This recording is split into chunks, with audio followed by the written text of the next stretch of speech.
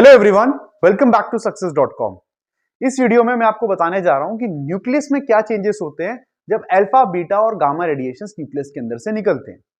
अब आपके पास कोई भी रेडियो एक्टिव न्यूक्लियाई है, ठीक है। ये रेडियो एक्टिव न्यूक्लियस है, जब भी इसका डिसइंटीग्रेशन होगा तो डॉटर न्यूक्लियस प्रोड्यूस होते हैं और इस डिसइंटीग्रेशन के दौरान क्या होता है, अल्फा पार्टिकल, बीटा पार्टिकल और गामा रेडिएशंस यहां से निकलती हैं। अब जब भी ये निकलेंगी तो फर्दर क्या चेंजेस होते हैं हम उसको देखने वाले हैं। तो सबसे पहले बात करते हैं हम लोग अल्फा एमिशन की। सबसे इजी है अल्फा एमिशन को सीखना। अल्फा एमिशन क्या है कि अगर आपका कोई भी डॉटर पेरेंट न्यूक्लियस के अंदर से अल्फा पार्टिकल निकल रहा है, यानी कि 4He2 निकल रहा है, तो उसमें चेंजेस क्या क्या आएंगे।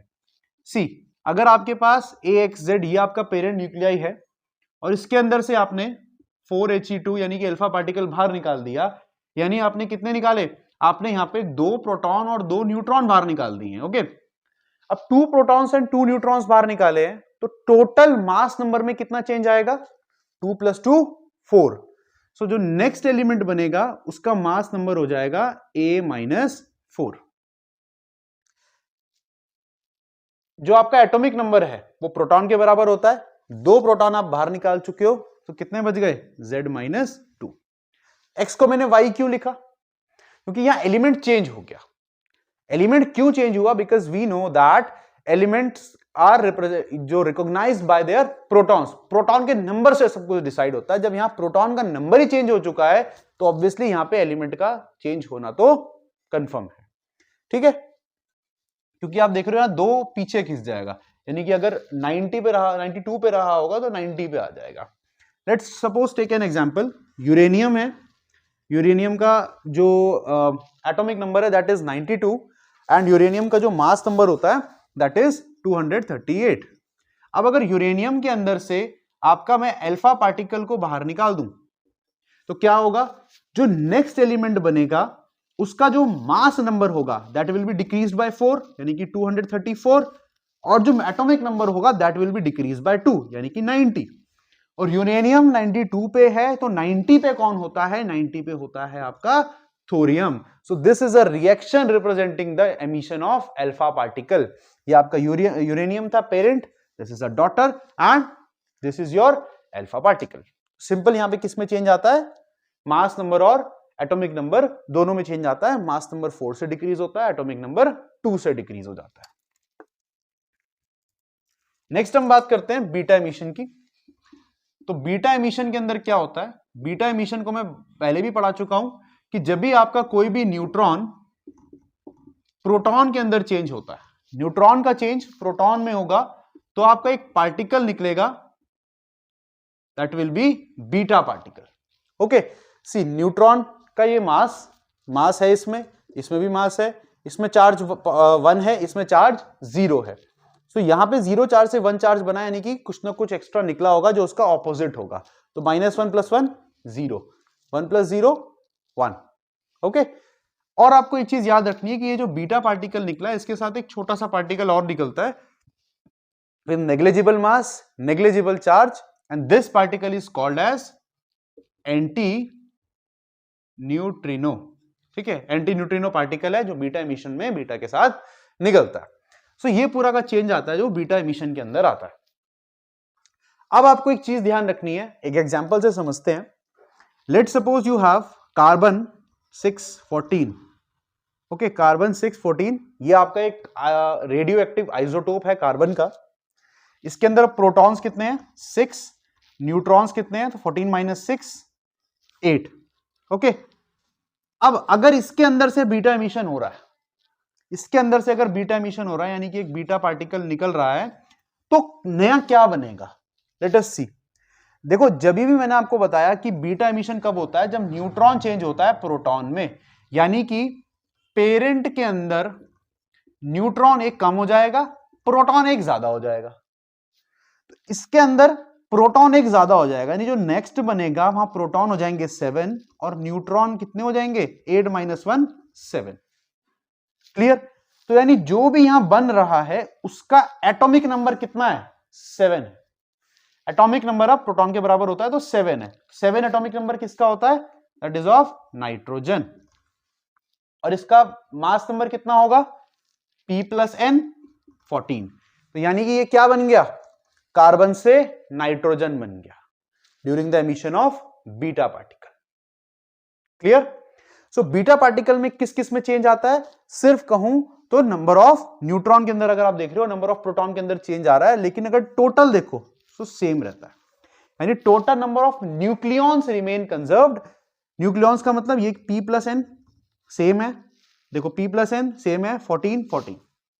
यहां देखो आप, यानी कि क्या कह सकता हूं, during the beta emission A remains constant, mass number same रहेगा, क्योंकि एक प्रोटॉन ज्यादा हो रहा है एक न्यूट्रॉन कम हो रहा है, टोटल करोगे तो बराबर ही आएगा ना। लेकिन किस में चेंज आता है, इसके एटॉमिक नंबर में। क्यों चेंज आता है, क्योंकि एक प्रोटॉन इंक्रीज हो रहा है। एक प्रोटॉन इंक्रीज होने का मतलब क्या है कि पीरियोडिक टेबल पर एक पोजीशन आगे, यानी कि जो भी यहां बनेगा वो क्या बनेगा, +1 बनेगा, एक आगे हो जाएगा। देखो यहां पे क्या था 6 था, तो यहां पे +1 हो जाएगा 7, 7 होता तो वो 8 हो जाता। Clear. So this is all about the beta emission. और यहां पे आपको दिख रहा होगा कि ये दोनों एक दूसरे के क्या हैं, या इसका ये क्या है, ये आइसोबार्स है। आइसोबार में क्या होता है, same mass number but different atomic number. So beta emission में आपको एक चीज याद रखनी है कि ये किसकी फॉर्मेशन होती है, यहां पे आइसोबार्स आपके फॉर्म होते हैं। ठीक है, नेक्स्ट बात करते हैं गामा एमिशन की।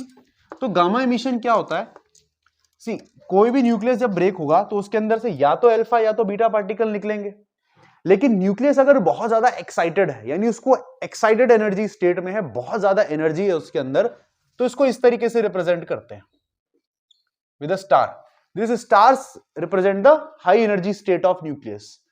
अब गामा क्या है, गामा तो सिंपली एक एनर्जी है ना, तो एनर्जी निकल गई तो क्या बच गया, सेम बचा, कोई चेंज थोड़ी आएगा, बस एनर्जी निकल चुकी है गामा के फॉर्म में। ओके, ना तो मास नंबर में कोई चेंज आएगा ना तो एटॉमिक नंबर में कोई चेंज आएगा।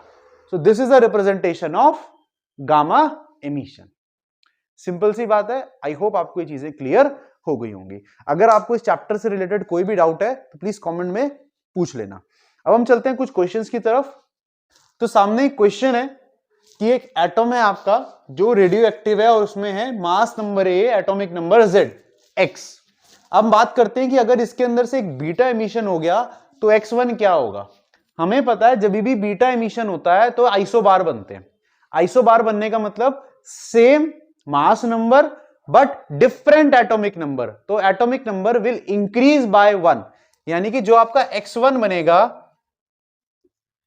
इसका मास नंबर सेम होगा बट एटॉमिक नंबर 1 से इंक्रीज हो चुका होगा। ओके, नेक्स्ट है, अब इसके अंदर से गामा रेडिएट हुआ। गामा रेडिएट हुआ तो ना तो इसके मास नंबर में चेंज आएगा ना तो इसके एटॉमिक नंबर में चेंज आएगा, यानी कि X2 भी सेम रहेगा A एंड Z+1। फिर बात करते हैं कि यहां से अल्फा निकल गया। जब भी अल्फा निकलता है तो आपको मैंने बता रखा है कि A-4 हो जाता है और Z-2 हो जाता है। तो अल्फा निकला तो X3 में क्या आएगा, A-4, ये था आपका Z+1 और साथ में हो जाएगा -2, तो यानी कितना हो गया, Z-1। क्लियर। उसके बाद फिर से यहां पर बीटा एमिशन हो रहा है, तो जब बीटा एमिशन होगा तो क्या होगा, X4 बनेगा। X4 में मास नंबर में कोई चेंज नहीं आएगा यानी A-4, बट जो एटॉमिक नंबर होगा that will increase by 1। Increase by 1 कर दो तो वापस से आ गया ये Z पे। तो this is the complete solution of this equation. So एक और क्वेश्चन देखते हैं। इस क्वेश्चन के अंदर आपको कैलकुलेट करना है कि how many alpha and beta particles are emitted during this conversion. Uranium से लेड में कन्वर्जन हो रहा है, 238 से 206 मास नंबर हो चुका है और 92 से 82 मास नंबर हो चुका है। इसके बीच में कितने अल्फा पार्टिकल और कितने बीटा पार्टिकल निकले होंगे वो हमें कैलकुलेट करना है। बहुत आसान क्वेश्चन है, बोर्ड एग्जामिनेशन में आए हुए क्वेश्चंस हैं और सारे कंसेप्ट आपके इससे क्लियर हो जाएंगे। सो पहले हम देखते हैं कि चेंज कितना आ रहा है मास नंबर में अंदर। चेंज इन मास नंबर ये कितना आया, पहले था 238, अब हो गया 206, तो 238 माइनस 206 कितना बचा, ये हो गया आपका 32, यानी कि आपके 32 मास नंबर में चेंज आया है। अब मुझे पता है कि अल्फा पार्टिकल हो बीटा पार्टिकल हो, मास नंबर में कौन चेंज लाता है, बीटा पार्टिकल कभी भी मास नंबर में चेंज नहीं लाता, अल्फा पार्टिकल मास नंबर में चेंज लाता है। हर अल्फा पार्टिकल जब एमिट होता है तो मास नंबर 4 से डिक्रीज हो जाता है। ओके, यहां पे total decrease in mass number कितना है 32। सो मैं कह सकता हूं कि नंबर ऑफ अल्फा पार्टिकल कितने एमिट हुए होंगे जब हर अल्फा पार्टिकल 4 डिक्रीज करता है मास नंबर को और टोटल मास नंबर डिक्रीज 32 है। सो 32 डिवाइडेड बाय 4, सो कितना आ गया 8, यानी कि यहां पर 8 अल्फा पार्टिकल्स निकले हैं। क्लियर हो गया, ये बात तो कंफर्म है कि 8 अल्फा पार्टिकल्स निकले हैं। अब आप देखो 8 अल्फा पार्टिकल निकले हैं, यानी कि टोटल मास नंबर में चेंज 32 आया, तो अल्फा पार्टिकल निकलने की वजह से, ठीक है ना, so due to alpha emission, due to alpha emission mass number, ये एटॉमिक नंबर में कितना चेंज आना चाहिए था। हमें पता है कि जितनी बार भी अल्फा पार्टिकल निकलेगा तो मास नंबर 2 से कम हो जाएगा। क्लियर, मास नंबर 2 से कम हो जाएगा।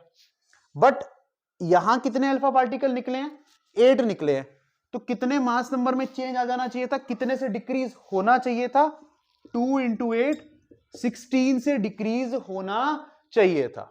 बट अगर हम देखें यहां पे कितना चेंज आया है, यहां चेंज आया है सिर्फ 10 का, 92 माइनस 82 सिर्फ 10 का डिक्रीज आया है।